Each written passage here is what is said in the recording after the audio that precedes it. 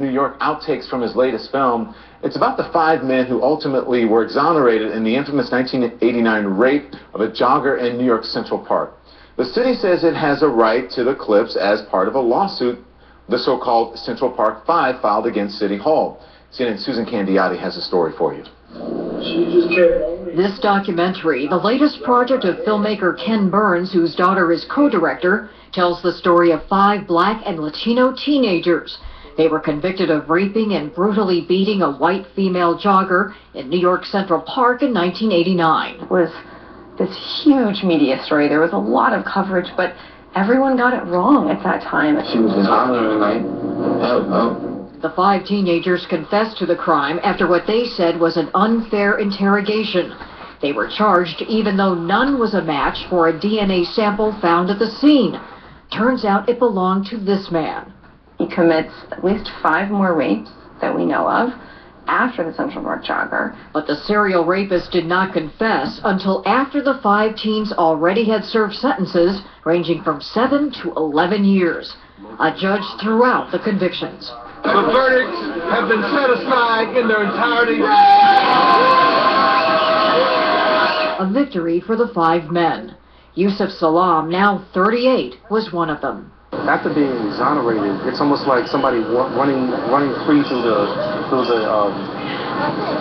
grass and just throwing their hands up, yelling, "Ah!" Harder to overturn was public perception. The case inflamed racial tensions in the city.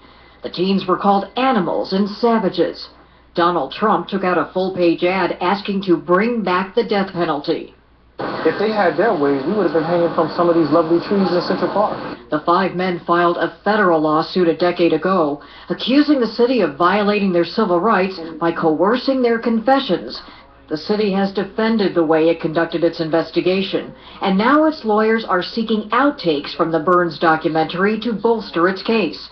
The filmmakers refuse, citing shield laws that protect journalists. We believe we are protected under those shield laws as journalists, and we don't think it's fair for the government to intrude in our research. A lawyer for the city says the film isn't journalism because it advocates for the 5. In a statement, the city says, quote, "If the plaintiffs truly want an open airing of the facts, they should encourage the filmmakers not to hide anything." The filmmakers claim the documentary sticks to the facts.